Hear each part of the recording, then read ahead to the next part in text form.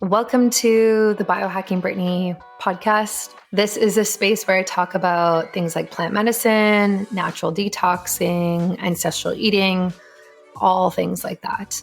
And today we are diving into law of attraction and kind of more, not woo-woo, but just like a different way of looking at law of attraction and kind of what we think and how that transpires into our life.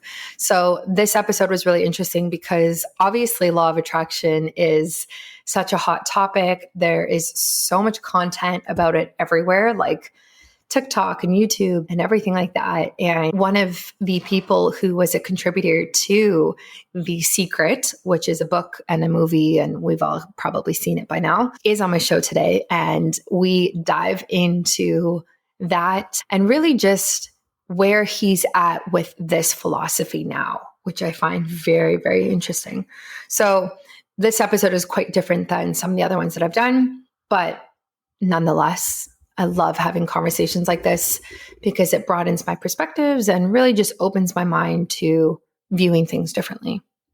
Like a lot of the other things I'm doing right now as well, actually, including plant medicine, microdosing, therapy retreats, taking time off, unplugging. I'm really into changing the way I see things and kind of breaking the mold that I've set for myself. And law of attraction and flipping our perspective on that definitely goes hand in hand with that. So I think you're going to get a lot out of this episode. If anything, you're going to just learn something new, which is kind of my aim every single time I put one of these episodes out. So thank you for everybody who's listening. Thank you for all of the reviews, by the way.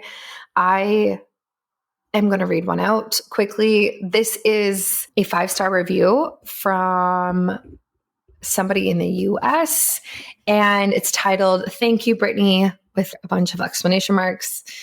And it says, "This podcast has helped me so much on my health journey. I'm so grateful for Brittany and all of the awesome guests that she's had on. I've learned so much about myself, my health, and how to completely optimize my life. Thank you so much, Brittany, for sharing your knowledge and sparking transformation in my life," which I love, which is just so kind. So I know all podcasts or podcasters ask their audience to do this, but if you have a moment, please leave a review. It actually does make a difference, helps the show get found by new people, helps it to rank, et cetera, et cetera. And I read all of them and I take them to heart. So if you do one, thank you for taking the time to do it. A quick shout out to this week's sponsors. First of all, shout out to Valhalla Vitality. This is a new brand that I'm working with. They have like advanced supplements and biohacking supplements. And I'm taking a few of their products. One is a blend of spermidine and glycoastragenol. So this one's called Youthavar, otherwise known as Youth in a Bottle. So I've been taking this for a while. It essentially just helps with telomere length and anti-aging from a cellular level. And I also take their NMN product as well as their THCV product called Hypovar. And if you have been following me anywhere, my newsletter, social media, you know that I've actually talked about that product a few times recently because it actually suppresses appetite and helps with focus and mood. And so it's from a minor cannabinoid. So it is from cannabis, and you do microdose with it. And I love taking it when I fast because it really, really helps me focus as well as suppresses my appetite. So that allows me to actually fast for longer, which is awesome. And it really helps with weight management and weight loss. And I don't love promoting weight loss. It's a very touchy subject for most people. But if that is something that is a priority for you in your life right now, I would think about adding a supplement like this to your routine, especially if you're fasting, whether you're doing like a 24-hour fast once a week or you're intermittent fasting every single day. That product is fantastic. Like literally has really changed my fasting game. And again, that's called Hypovar. They're linked on my shop on my website. And if you just want the direct link to the product, you can also just message me on Instagram and I will send it to you. But that's my favorite. And then another shout out to BioOptimizers, one of the OG biohacker supplement companies. They have a fantastic magnesium product. This magnesium product has 7 different types of magnesium in it. So it is a full spectrum magnesium product. It is like the only one on the market that is like this.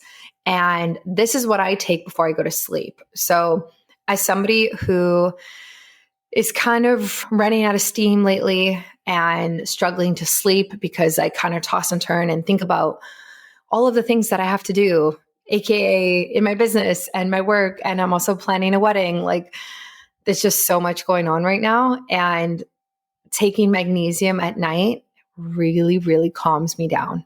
It helps me fall asleep faster. It helps me not wake up as much throughout the night. And it's just really supportive and grounding. And then when I wake up in the morning, I'm like a new person. So if you struggle with sleep, which we all do sometimes, I feel like you have to have magnesium in your cupboard. Like, you know, if I was going to design some sort of like perfect supplement cupboard for the average female biohacker, it would 100% have a full spectrum magnesium in it for sleep and for stress management. I just think we have to have this. I don't think we get enough magnesium from our food. I think a lot of people are deficient in magnesium, and basically everybody is stressed or having sleep problems. So if you're one of these people, which you probably are at one point, I definitely suggest magnesium, and you can hop on that train through the link in my show notes, through my shop on my website. Again, message me on Instagram. I answer all my messages and I can send it to you and give you more information. Other than that, enjoy this week's episode, and I will catch you next week for another one. Welcome to Biohacking with Brittany. I am thrilled to have you listening in for this episode. We are talking all things law of attraction and why it actually might not be the best thing for everybody, and kind of looking at it from a different point of view, which I'm really excited about because I have seen The Secret. I've seen all of the other movies and read some of the books that kind of go along with that. I'm forgetting the name of the most recent one, but there's just so much talk about it still, even though it came out like quite a while ago. So we are diving into that today. And I have Bob Doyle on with me, who is known for his contribution to the film and book, The Secret, as a law of attraction expert and coach. So Bob, welcome to the show. Great to be here, Brittany. Thanks. Great. So before we dive into exactly like what law of attraction is and your thoughts on it today, I'm so curious like how you even got to the point of getting involved in The Secret in the first place, and really like, how did your career and your personal life get you there? Yes. Well, I was never on the trajectory for any sort of personal development work or helping people in any way. I knew from a very young age that I wanted to go into broadcasting, just be on the other side of the microphone, do crazy voices, I wanted to entertain. My dad was in broadcasting. I thought, yes, that's it. So I trained myself for that my whole life and did 7 years of professional broadcasting after college, and then just found, just because of where I was, it was a major market. I could not do all the things creatively that I wanted to do. And I was kind of a brat that way, I guess, and said, fine, I'll just go find my own way. And so I left broadcasting and then started this jump around from career choice to career choice, trying to find anything where I could express myself creatively. And I was not having very much success at all. And in fact, the complete lack of success in the face of what I thought should be like I should be further along now than I am. What's going on? That had me look in sort of the more, what are the invisible reasons this might not be happening? And so that's when I started to frequent the New Age bookstores and read about, get into a different conversation. I had heard, of course, about visualization and meditation and played with it and so on. But now I was looking at it as a solution for my issue. And how did this relate to me? So long story short, that's what eventually led me to the information that had my lights come on about what we talk about, the law of attraction or wealth consciousness or whatever. It was a conversation around quantum physics and how our thoughts, actually have an impact out there energetically and stuff. So that filled in the blanks for me enough where I could start implementing some of the, law of attraction exercises like vision boards and stuff and start to see some results. And then when I got my results, I'm really making this story short, but once I started to see the results, that's when I put together my first little program called Wealth Beyond Reason. And that was like, hey, everybody, this law of attraction thing is really cool. And I was mostly sharing other people's, material. I was facilitating it. But somewhere early on, I decided to change who I was. I wanted to be more of a conduit of the fascinated me. I didn't want to rely on everybody else. And I wanted more distinctions than I was getting. And so I just sort of opened myself up to it. And all I can tell you is that's kind of when like the download started and this program turned into this monster, which was found 3 years later by the producers of The Secret. So that's how I got found. I had a very expansive law of attraction curriculum out there and had been out there for a few years. And my approach was as pragmatic and down to earth as I could possibly get it. I wanted to talk to people like me who would have normally not even given this conversation any look because it was just too out there or woo-woo. So that's how I got into it. Yeah, I love that. And that makes a lot of sense. And so in the last, few years or so, where has your career and your thoughts on law of attraction taken you? Yes. Well, so for 20 years, I've been teaching the law of attraction and all the ins and outs of it's trying to get people to get it, right? To understand, hey, this is a real thing. And here's all the science and here's all this. But mixed with all of that, there's everybody else out there talking about this and that technique. And you got to do this. You can't do that. Watch your this, that, and the other thing. And there's so many nuances that people were completely obsessed and focused on getting the law of attraction right. And all of their attention is in the wrong place. We don't need to study gravity to drop a glass if we let go of it. We just let go of it and it's handled by gravity, the law of gravity. And so if we just go out into the world and do the things we need to do to be the person we need to be to have the life we want, the law of attraction will work itself out. It'll just handle itself. We don't have to try to force it. And that's been the problem. So in a nutshell, I looked at, well, where is reality really created? Because that's what everybody's trying to use this for. And when you really look at it biologically and every other way, your reality, your experience of reality is created in the moment when you give that moment meaning, right? Am I enjoying this? Am I here yet? Am I on my way? Do I like my life? Do I hate my life? That person's a jerk, whatever. You're making meaning in every moment. And that meaning that you're giving it, you have an emotional response and it determines the quality of your life. And it also determines what action you're going to take next or not take. So, and all of those actions equal your results in life, right? You do something, you get a response from the outside world, and this is your life. So if you're not liking where you are right now in your life, if this reality that is there is not, you're not excited about it, it's going to always be able to be traced back to your wiring, how you're making meaning out of your life. So your brain's wiring determines absolutely everything in terms of your experience of reality. And the good news is that wiring can be changed. So instead of focusing all these years, and people will take decades studying the law of attraction to try to get it right, I've distilled all of it down to one sentence, which is you can change your brain. And I'm not the only one saying that. Everybody, a lot of people in this space are saying this now, because this is something that no one's arguing scientifically. We can absolutely change our brain, which will change our experience of life and what we get out of it. So my work now is not so much about explaining the law of attraction or even talking about it, except as subcontext or subtext, because the real work is how do you want your brain to change to support the person you need to be to have the life you're trying to attract? Essentially, you're taking it one step back and kind of putting the onus actually more on the individual than rather it kind of just manifesting and appearing. Well, I don't like the word to use. If the word onus makes it sound sort of like, oh, now I got to do all this stuff or whatever. Yeah. And it's really, here's the challenge with the whole law of attraction conversation is that everybody, well, not everybody, I'm generalizing, of course, but a lot of people took it as this magical thing that took them out of the equation to a large degree. All they had to do was visualize it and the universe would take care of itself.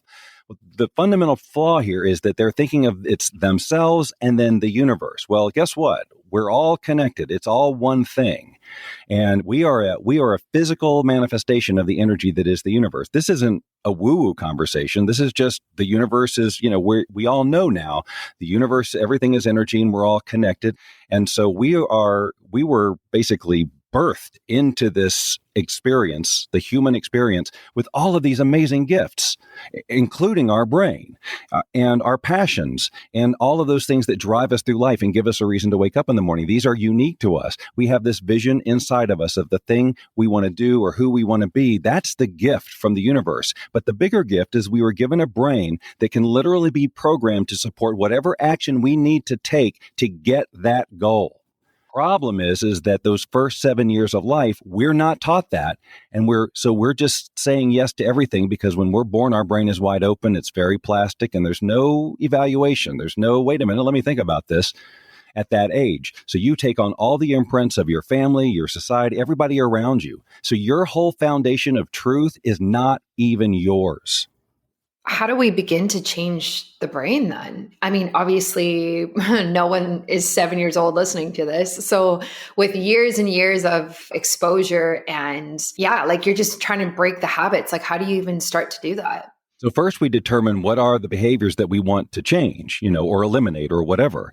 If we're going to define what do we want in our life and who do we need to be to have that, we use our imagination. We use these basic law of attraction techniques like visualization all the time to facilitate brain rewiring.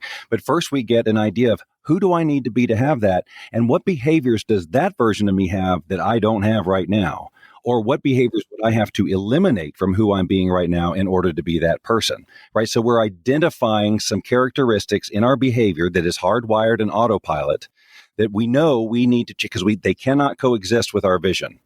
So now we use our brain in the way that it was intended. We imagine who do we need to be? What does that look like? What does it feel like? Why is this a non-negotiable goal? How great will it be? And we imagine ourselves being that and having that over and over and over, not to necessarily rearrange particles in the universe to attract them to us magically overnight without us doing anything, but to wire our brains to be that person, to imagine taking the action of that person, making the meaning of that, giving up the stories, telling brand new stories.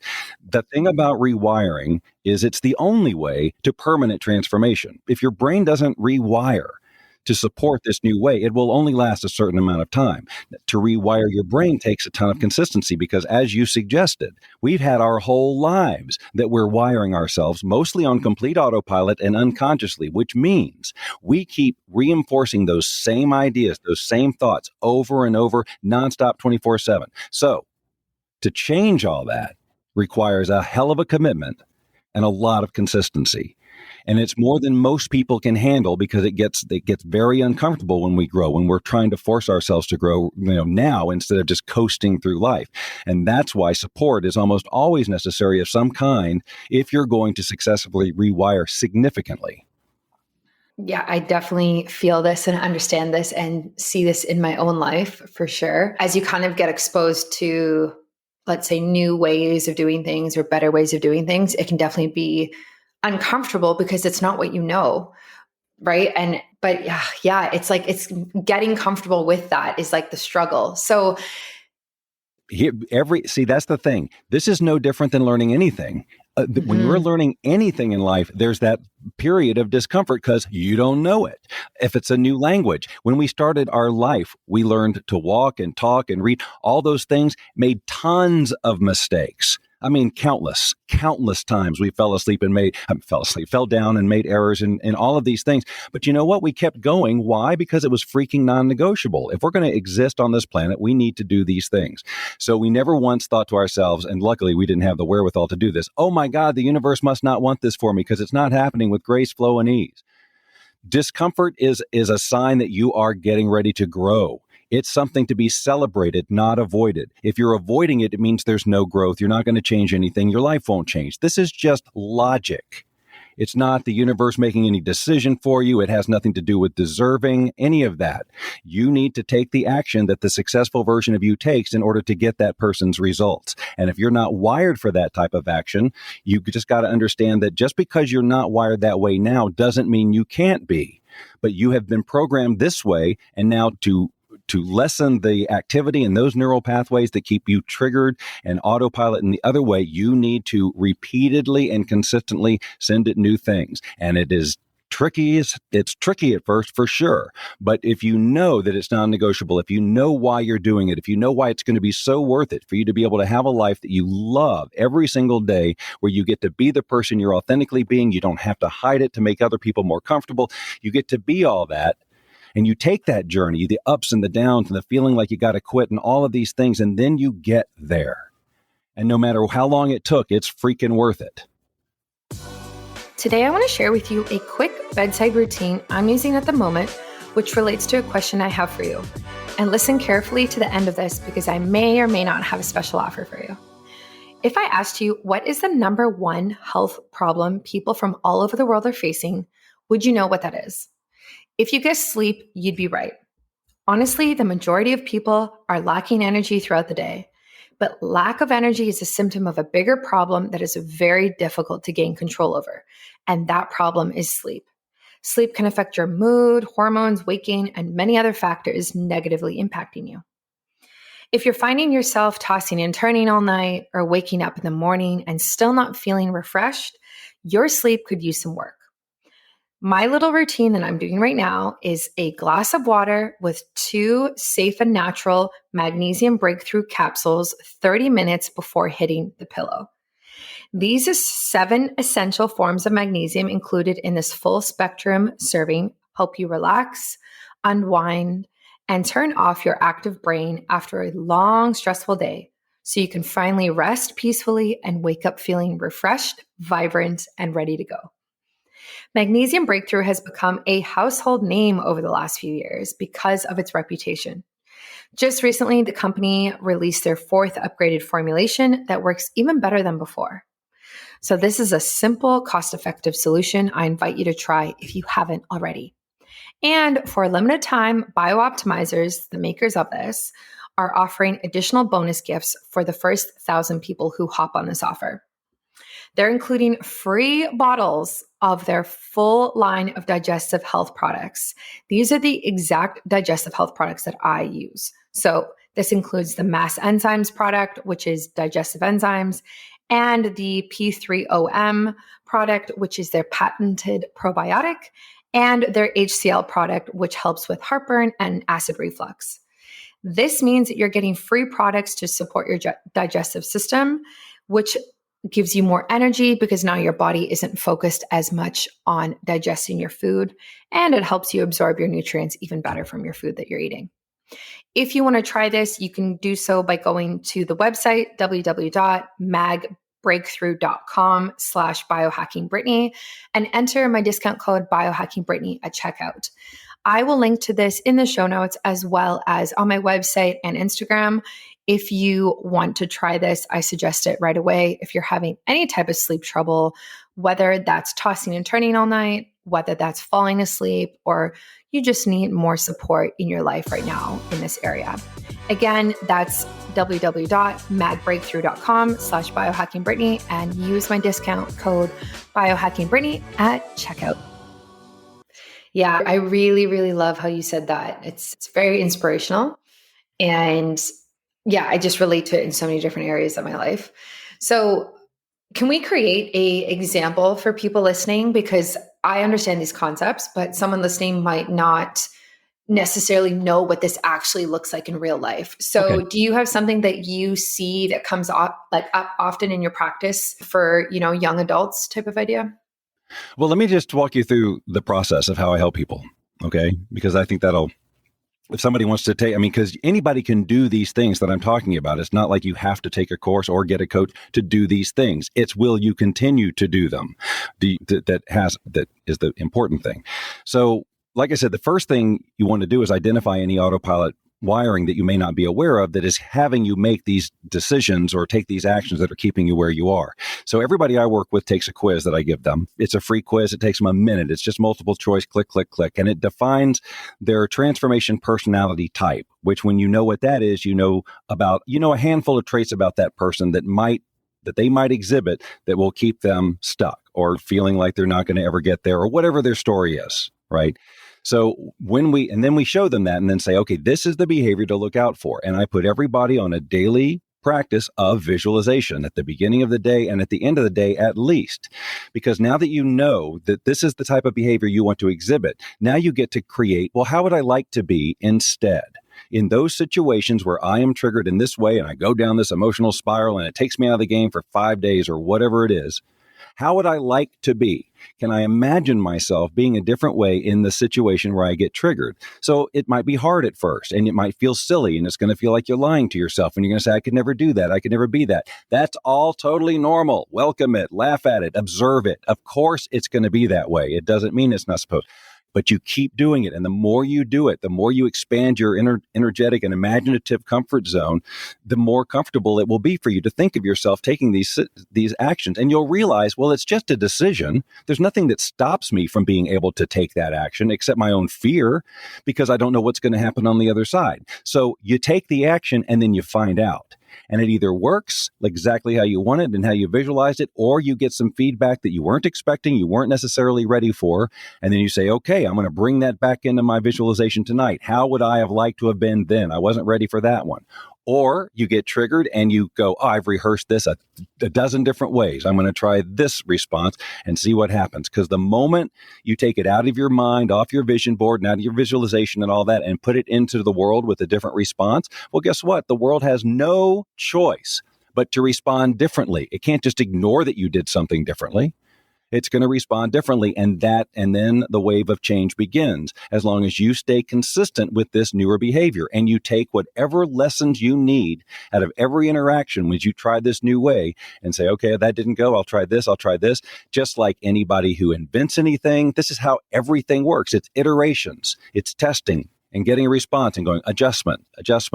Keep going. And the more you do it, the more comfortable you'll get. This is just, and again, this is not some pie in the sky thing. But when I say the more you do it, the more you'll get comfortable with it, just think about every other thing in your life. And you'll see that it's true. No matter how uncomfortable it was at first, if you're in a situation where you need to do it over and over, it just gets more comfortable because you're wired for it now. So again, everything that we're talking about, if you have a human brain, it applies to you. It's not like a select few for whom this works. If you send new information to your brain on an ongoing basis, it's biology. It will change. The old neural pathways won't be fired as much. They won't be necessary. They'll dwindle off. They won't be activated in autopilot. But the ones you use over and over and over and over again will be, and your life will change. Why do you think people struggle with this type of change and discomfort? Well, I think when it comes right down to it, they don't know that it will be worth it. They don't know for a fact for them that they're going to get there. So they're going, I don't want to have all this discomfort for no reason. It's too hard. It hurts, and what if I don't get it? It's that what if I don't get it thing that stops most people when you drill all the way down to it, right? Because if they knew for a fact they were going to get it, the reward was going to be worth it, they just keep going. But something in their wiring is making them think, oh, well, this is the 15th defeat and they have this set point. That's it. I can't go anymore. And that's when they need a coach or somebody to step in and go, let me give you 12 different ways to look at this right now. Let's try anything else but where you're going with this right now. Because again, if you keep going, of course, eventually you'll get there. If you want to change your whole life professionally or whatever, and you want to be something that you've never been or don't know how to be, but it inspires you and it calls to you, well, putting it on a vision board and really get into the feeling is not going to make that happen for you until you do the things you need to do to learn what that person knows. It may mean going back to school. It may mean apprenticing somewhere. You're going to have to take the journey. But instead of going, oh, I don't want to take the journey, you need to realize that the journey is the juice. That's everyday life. You never know when you're going to be plucked out of here. So you better start to love the journey. The end result is what's pulling you through the journey of life. It's not why you live. It's pulling you through the experience of the growth and the defeats and the wins and the whole thing, the whole emotional experience, the human experience. And it can be ultimately pleasurable for you. It's all up to you on how you determine to make meaning out of every moment. Are you concerned about aging on a cellular level? Did you know that over time, aging occurs due to decreased cellular quality? And that each time a cell divides, cellular quality and health is reduced due to shortening telomere length. Over time, low quality and unhealthy cells should be destroyed and recycled by the body. However, the modern diet prevents this activity, known as autophagy, from occurring at a sufficient rate. This combination leads to the process of aging and the prevalence of chronic disease as we age. Luckily, we can use herbal extracts to support aging and longevity on a cellular level. These are a couple of my favorite.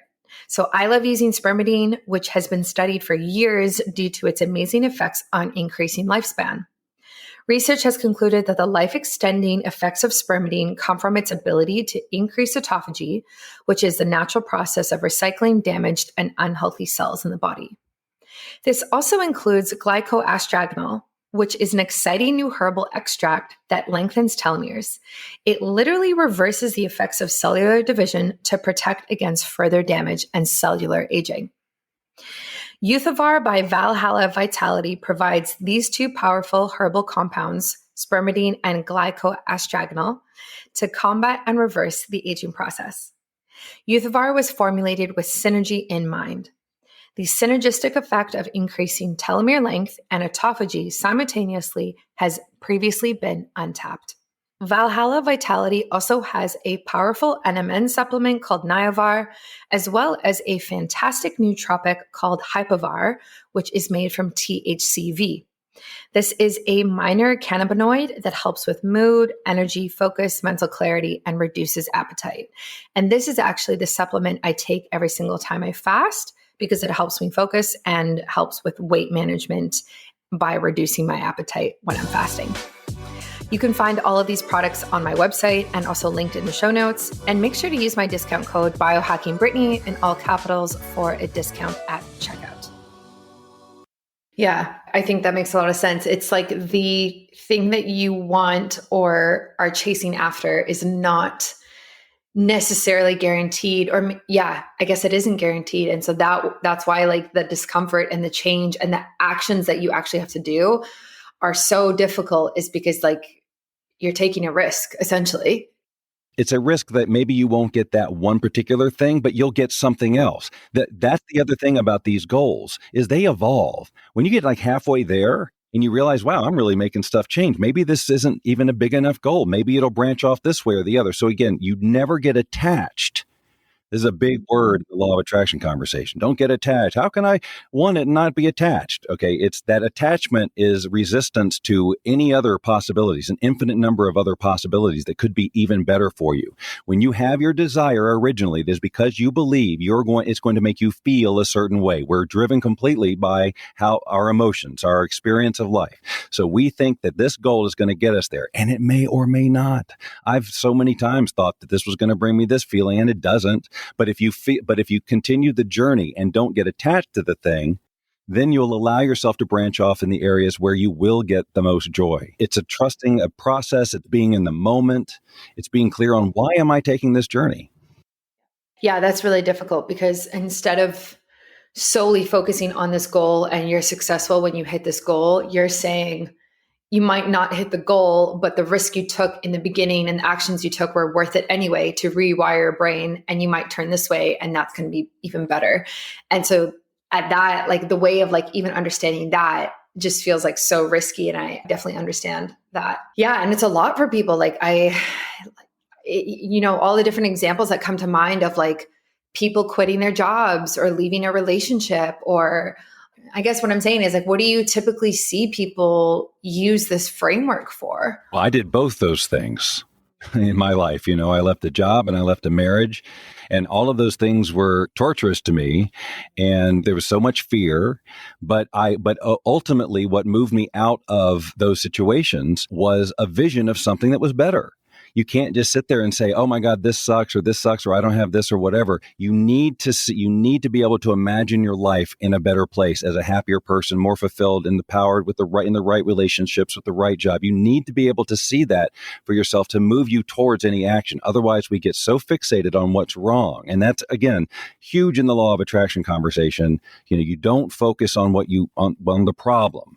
because then you're thinking who you're being is a person with a problem, and you will take action like a person with a problem. You'll be less likely to take risks. You'll be far less creative when you're acting out of stress. When you've got these situations and you don't know what to do, you need to think about, what would the ideal version of me do here? How would they think about it? Would they be doom and gloom, or would they get creative and resourceful? How do they handle this? Again, you have access to all of this information. You just need to allow it through your imagination and repetitive use of it. And we give all kinds of tools.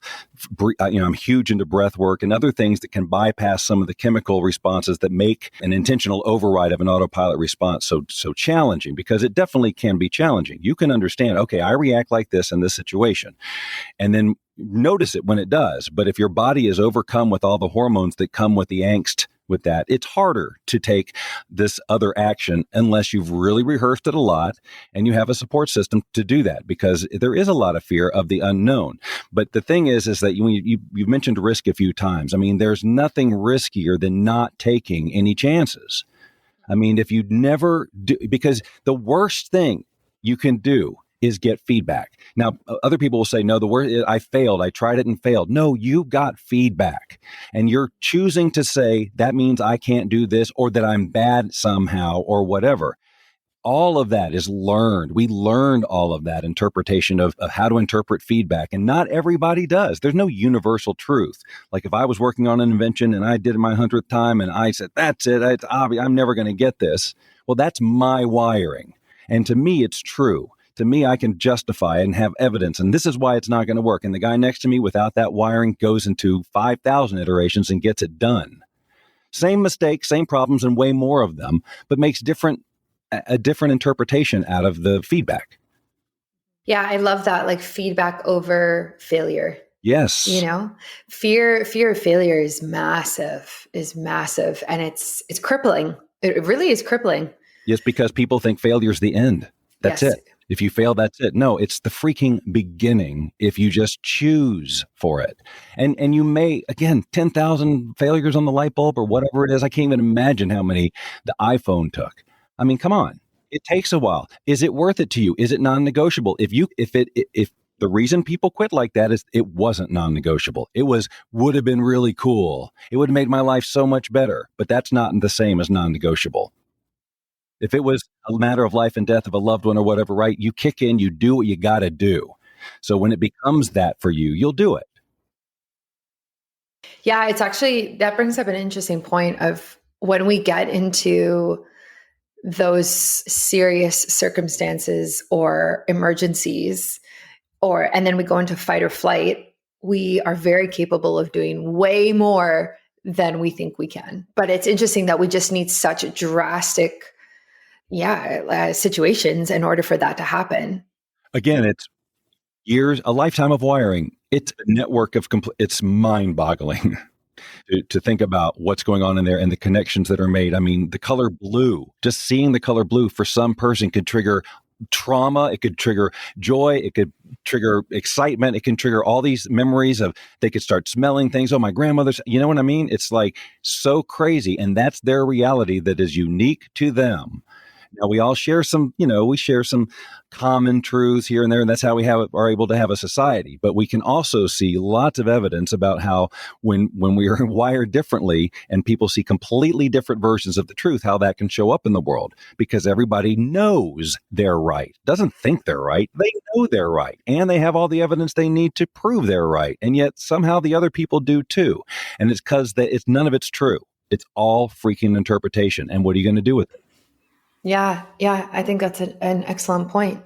So, I mean, I know you talked about your quiz and like the different ways that you can go through this, but like, how do we even really understand some of the like unconscious wiring that we have? Like, how do you take it from the unconscious to conscious? Like for me personally, like I have been in quite a bit of therapy and it's really helped with that type of thing. But other than that, like, Yeah, what would you recommend? So I think that one of the things that we've done that makes it complicated for ourselves is we've learned to be like, I want to know why I'm thinking this way. I want to know where this came from. I want to know all this stuff. Like we want to know, but guess what? We don't need to. In fact, the more you think about it, the more it's just going to activate every single one of those neural pathways and go, yeah, this is the truth for you. This is the truth for you. Let's figure out why this is the truth for you. And what you, and if we can just agree that, hey, guess what? It's not truth. You just wanted to know why it seemed truth or whatever. Then what if you just forgot about that and not needed to understand, knowing that if you just started to create a new truth over time, you would have that and the other would be irrelevant to you. We've been conditioned to learn and explore, why is this happening? Why is this happening? And to a degree, it can be helpful if you know, for example, that, oh, the reason I have this story about money is because my mom told me this thing, and that's helpful. But it doesn't mean you have to spend forever on it and go through all this stuff to work it out. Because your brain is ready to be rewired right now. And all it needs is a predominant conversation to lead what's going to be going on. So if the predominant conversation continues to be your past and what's wrong with it, well, Yeah.